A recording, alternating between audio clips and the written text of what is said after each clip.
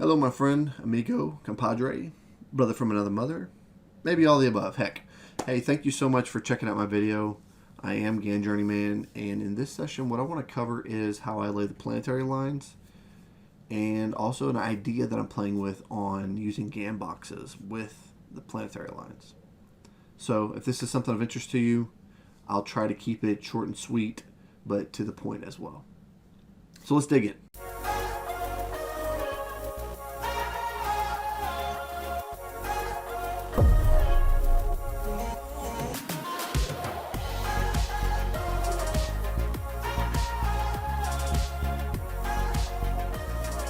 What we got here is obviously slower planets versus faster planets.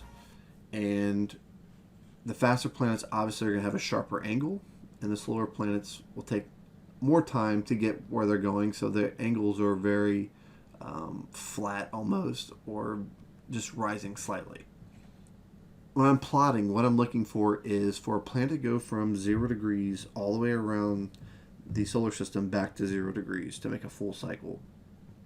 Obviously, I'm not doing that with the longer planets just because much data to go back on, or there's just an easier way to do it. And maybe I'm a little lazy, but I like to do it the easier way. So I take 2 points. In this case, I picked the date 3/6/2009, and I plotted from the degrees of longitude to price. So whatever the ephemeris said Uranus was at on 3/6/09, that's where I put the first point. And then I laid the extended line and set the second point on my next date, which was 3/6/2019. So it's quite a bit of time there, but it gives you your planetary movement along that time frame. So we could do the same thing for the faster planets, the inner planets, with Mercury, Venus, and Mars, and the Sun. So all you do is the same thing there. You find where the 0 point is at. So, for instance, the Sun, when it reaches the spring equinox, is 3/20/2019.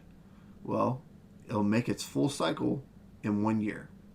So it goes 360 degrees in a full year to 360. So we took 0 being price, right? And then converted it 360 degrees or $360.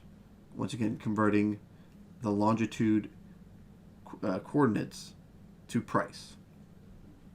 Now, obviously, once it hits this point, we can then come back down and we would place another one at 0, right, on that exact date, and find the next 360 a year from now and plot the Sun out several times over. And we could do that also going backwards as well, or even do the inverse of it, where we take this 0 and go 360 back in time a year and plot that as well. You'll find some interesting things by doing that as well. So I hope that made sense to you on how to plot the planetary lines. I just didn't want to take the time to actually plot them while having you here on the call, because I don't want to put you to sleep. And I feel like that was pretty explanatory. But if it doesn't make sense, please let me know in the comments below, and I'll make a video charting out the planetary lines if that's what you wish to watch.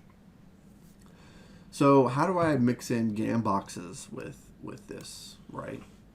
So my thought process was, well, if I'm going from 0 to 360 degrees, why not? Why couldn't that be a 45-degree angle? Because if you square a chart, you can set the ratio, which would turn any one of these into a 45-degree angle. So what I did was I laid a Gann box. And I started at the 0. So let's just take the Sun. We'll do the Sun just as an example. You can do this with all the other planets that you want whenever you feel like doing it. I'm not going to hold you here while I do several Gann boxes. So we would find the 0 point, right? We're going to do the Sun. So it was on 320, and I'll fix that here in a second. But we'll come up to 320 again, and come down 320, and at 360 degrees, right? So let's go set our coordinates here. This should be 0 because that's the start. 360 is where we end. Make it accurate. And our dates are set properly to exactly 1 year from spring equinox to spring equinox. Interestingly,